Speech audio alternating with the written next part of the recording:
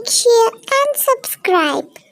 राधे राधे दोस्तों, एक बार सुमेर पर्वत पर बैठे हुए ब्रह्मा जी के पास जाकर देवताओं ने उनके अविनाशी तत्व बताने का अनुरोध किया। शिव जी की माया से मोहित ब्रह्मा जी उस तत्व को न जानते हुए भी इस प्रकार कहने लगे कि मैं ही इस संसार को उत्पन्न करने वाला स्वयंभू अजन्मा एकमात्र ईश्वर अनादि भक्ति ब्रह्म घोर निरंजन आत्मा हूँ। मैं ही प्रवृत्ति और निवृत्ति का मूलाधार सर्वलीन ब्रह्म पूर्ण ब्रह्म हूँ।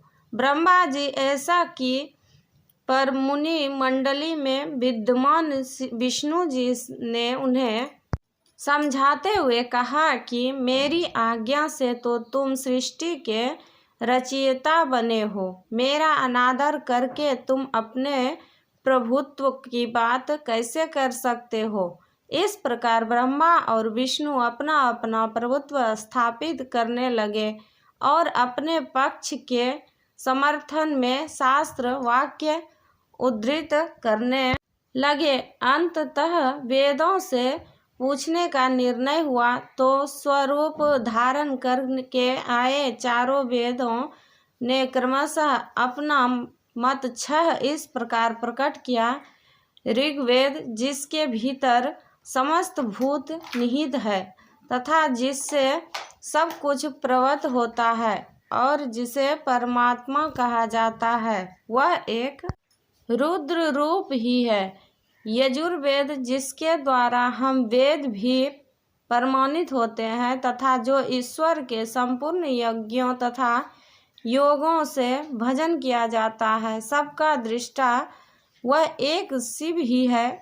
सामवेद, जो समस्त संसारी जनों को भरमाता है, जिसे योगी जन ढूंढते हैं और जिसकी भांति से सारा संसार प्रकाशित होता है, वे एक त्र्यंबक शिवजी ही है। अथर्ववेद, जिसकी भक्ति से साक्षात्कार होता है और जो सब या सुख दुख अतीत अनादि ब्रह्म है, वे केवल एक शंकर जी ही है। विष्णु ने वेदों के इस कथन को प्रताप बताते हुए नित्य शिवा से रमन करने वाले दिगंबर पीतवर्ण धूली धूसरित प्रेम नाथ कुवेटा धारी सर्वा वेष्टित वृपनवाही निसंग शिवजी को पर ब्रह्म मानने से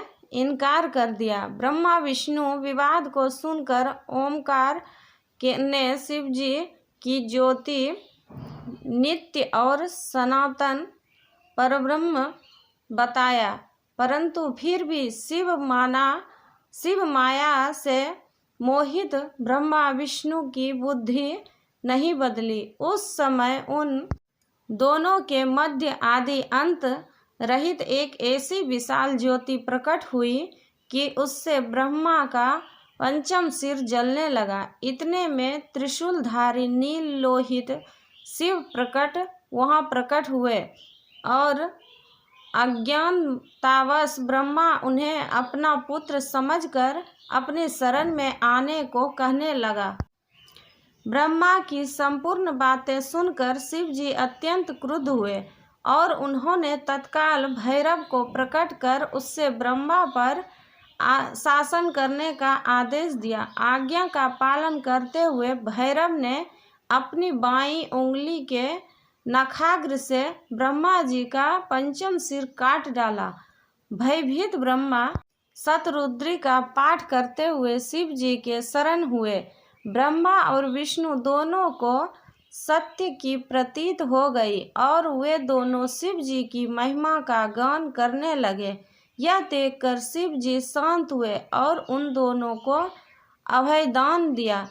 इसके उपरांत शिव जी ने उसके भीषण होने के कारण भैरव और काल को भी भयभीत करने वाला होने के कारण काल भैरव तथा भक्तों के पापों को तत्काल नष्ट करने वाला होने के कारण पाप भक्षक नाम देकर उसे काशी रूपी का अधिपति बना दिया। फिर कहा कि भैरव, तुम इन ब्रह्मा विष्णु को मानते हुए ब्रह्मा के कपाल को धारण करके इसी के आश्रय से भिक्षावृत्ति करते हुए वाराणसी में चले जाओ। वहाँ उस नगरी के प्रभाव से तुम ब्रह्म हत्या के पाप से मुक्त हो जाओगे। शिव जी की आज्ञा से भैरव जी हाथ में कपाल लेकर ज्यों ही काशी की ओर चले, ब्रह्मा हत्या उनके पीछे पीछे हो चली। विष्णु जी ने उनकी स्तुति करते हुए उनसे अपने को उनकी माया से मोहित न होने का वरदान मांगा। विष्णु जी ने ब्रह्म हत्या के भैरव जी से के पीछे करने की माया पूछना चाहिए तो ब्रह्म हत्या ने बताया कि वह तो अपने आप को पवित्र और मुक्त होने के लिए भैरव का अनुसरण कर रही है। भैरव जी ज्यों ही काशी पहुँचे त्यों ही उनके हाथ से चिमटा और कपाल छूटकर पृथ्वी पर गिर गया और तब से उस स्थान का नाम कपाल मोचन तीर्थ पड़ गया। इस तीर्थ में जाकर सविधि पिंडदान और देव पितृ तर्पण करने से मनुष्य ब्रह्म हत्या के पाप से निर्वृत्त हो जाता है।